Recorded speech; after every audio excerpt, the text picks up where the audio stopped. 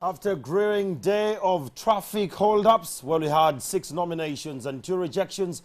The NTV Newsroom brings you the different highlights, blow by blow, of the nomination of the presidential nominations on the first day of 2021.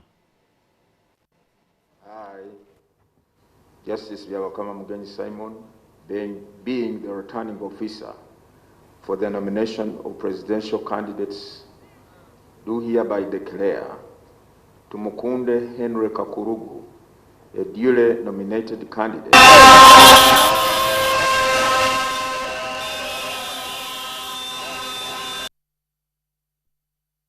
From the streets of Kampala and into the Electoral Commission Center in Chambogo, we analyze what each candidate said after their nomination. And of course, we do give you a detailed breakdown of the facts, the figures, and the issues that will sit at the heart of Uganda's 6th national election under the current constitution. And it is indeed the 6th election under the 1995 constitution.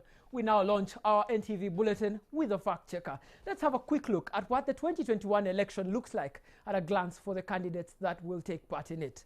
Now, the presidential election for 2021 will have at least 17.658 million voters. They will vote from 70,628 villages, casting their ballots at 34,344 polling stations. Now, we want to quickly also look at the voter turnout trends for the last presidential election so that we can able to make a sense of what these presidential candidates are getting their heads into. Now, in the previous 2006 election, you had 69.2% of the registered voters turning up for the voting, and 57.1% turned out in the 2011 vote, which led to the walk-to-work protests. In the last voting, we had 67.5% of the registered voters turning out to cast their ballot for the 2016 election. What will that look like in the 2021 voting process, we ask? Let's take a quick break and we'll return.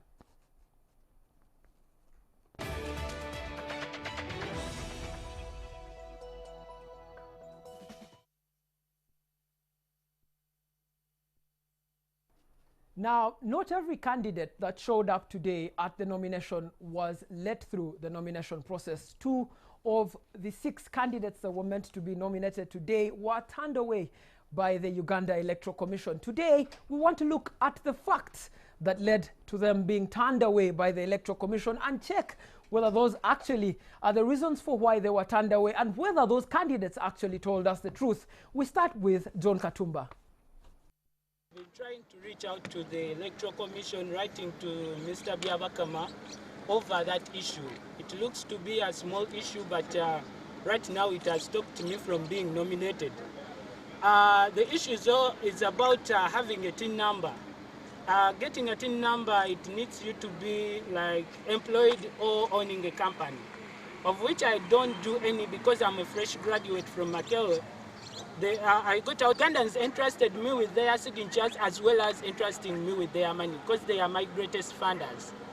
So I still have an option tomorrow to bring the money because I came with it in a card of 20 million shillings because I tried as much as possible to pay it and I couldn't.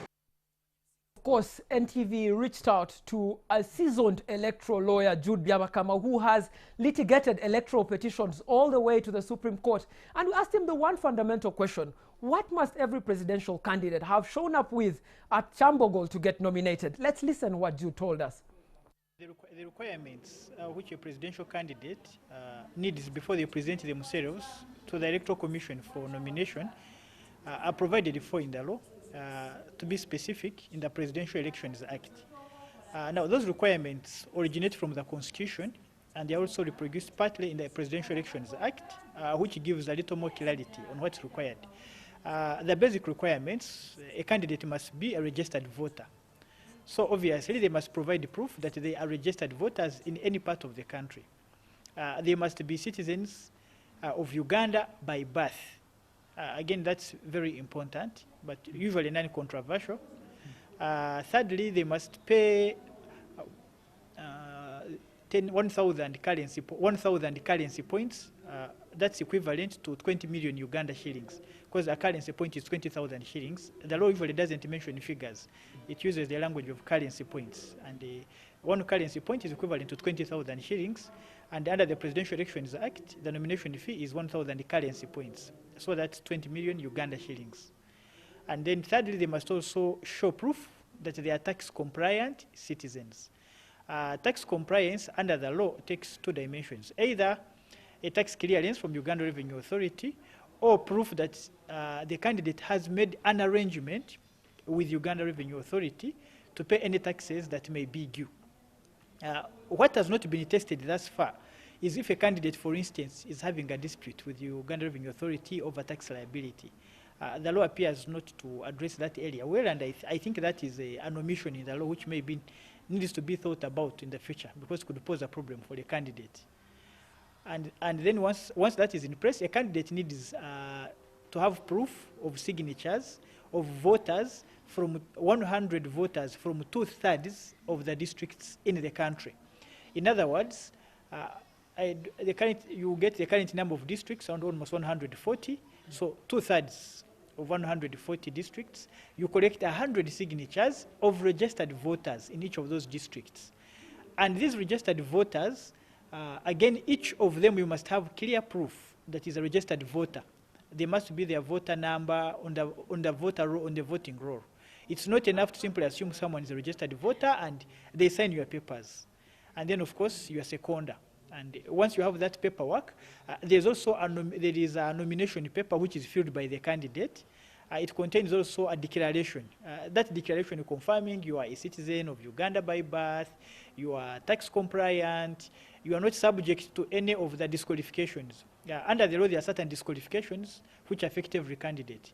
If, for example, someone has been adjudged bankrupt, is under a sentence of imprisonment for more than 9 months, not necessarily that someone is behind bars, but a sentence of imprisonment. That's different. And the academic qualifications has got proof that they have completed advanced level of education in Uganda, or they have got its equivalent, or they have got a certificate from National Council for Higher Education declaring that they completed formal education equivalent to advanced level. So with that whole pile of requirements is presented to the Electoral Commission. That is why the Electoral Commission encourages candidates to submit their signatures well in advance for verification, because that one is a bit of an onerous exercise, going through 100 signatures for each district in respect of several candidates. So once that is done, a candidate is ready to present themselves for nomination. And under the law, if any of those mandatory requirements is missing, the Electoral Commission is required to reject that candidate's nomination. Of course, that is the fate that befell John Katumba and Nancy Kalembe today as they turned up for the nomination. The Electoral Commission says that they didn't meet some of the prerequisites that the Electoral Commission was looking for. Now, we just want to break those down for you so that you in your home can look at these conditions and see if they actually met them. So what was the Electoral Commission looking for? One, were you a citizen of Uganda by birth? That's the first technical knockout that people are looking for. Number two, are you at least 18 years of age before you present your nomination forms? That was the second. The third was, do you have a minimum qualification of at least an advanced level certificate or its equivalent from any other jurisdiction? That was the third they were looking for. The fourth, are you a registered voter? Do you have a registered voter's number in Uganda's electoral roll? That was what they were looking for. The next, the nomination is done by not less than 100 voters in each of 2/3 of all the districts of Uganda. That's something that Jude has explained to us in the 2/3 of 146 districts. You must have paid to the bank a non-refundable 20 million shillings. This is the technical knockout upon which Nancy Kalembe and John Katumba were removed from the race. And the payment must have a corresponding payment reference number that's issued to you by the Uganda Revenue Authority. So there's also questions there about URA and defaults. And the next is the payment must have a receipt from the Uganda Electoral Commission. So the Uganda Electoral Commission must have provided a general receipt of the 20 million shillings before you show up for voting. And the last is, do you have at least 3 postcard size photos? These are naturally, which are campaign photos for people who are campaigning in that regard. So that's what the Electoral Commission was asking of the candidates that were in that race. We want to discuss, however, with a lawyer to tell us what reforms can be made around this. But let's take a quick break, and when we come back, we discuss what quick reforms can be made around this to make this electoral process inclusive.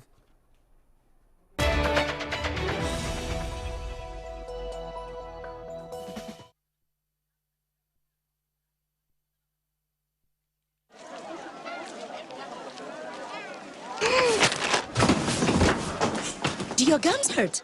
Yeah. Does your toothpaste contain sage, eucalyptus, myrrh, chamomile? All that in one toothpaste? Yes, try Colgate Herbal. Colgate Herbal contains nature's best herbs and Colgate's fluoride technology to give you strong teeth and healthy gums. Ah, Colgate Herbal. Let's go. Colgate Herbal for strong teeth and healthy gums naturally.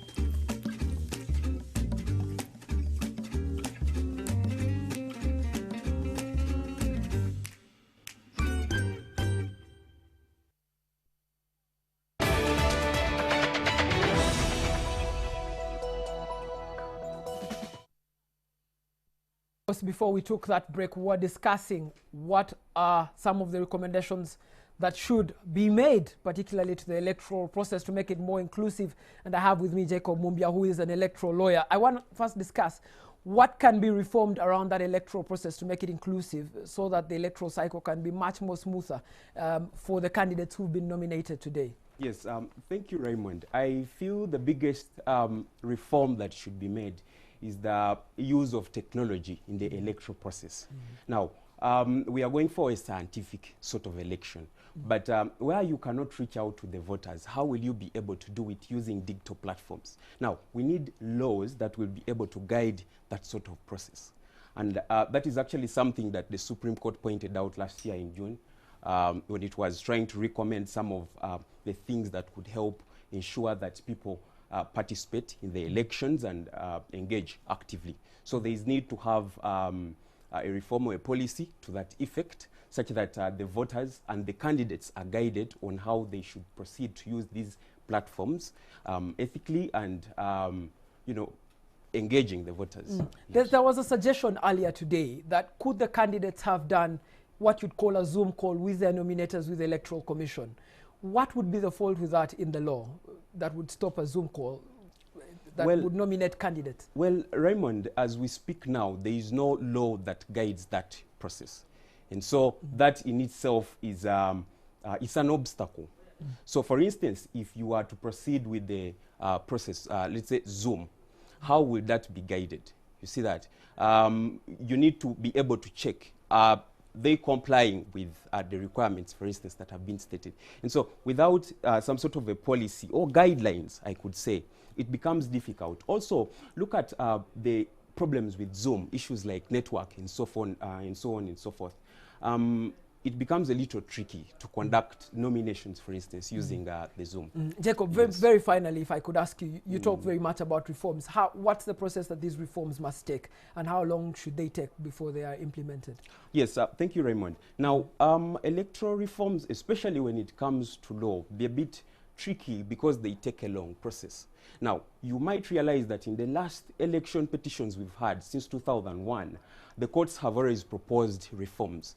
But because of the bureaucracy and the stringent procedure through which some of these laws are passed, it becomes very difficult. Also, you might note that the electoral process it flows like a river. You see that? And so once the stage is done, you cannot get back to it. And so now we are in nominations.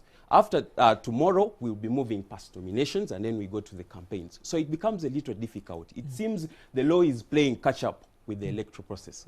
All right, thank you so much, Jacob, for speaking to us and devoting so much your time for this. Thank Jacob, you. of course, will be with us through this fact checker all through the electoral cycle. We'll be asking him questions around the law, around the legalities of the things that the candidates will be doing, but also around the legalities of the Electoral Commission and the things that they will be doing. And this fact checker will be running every Monday and Wednesday from 8:30. But now it's time for us to get into the thick and thin of things with NTV News. Tonight with Rita Kanya and Arnold Segawa. Thank you so much.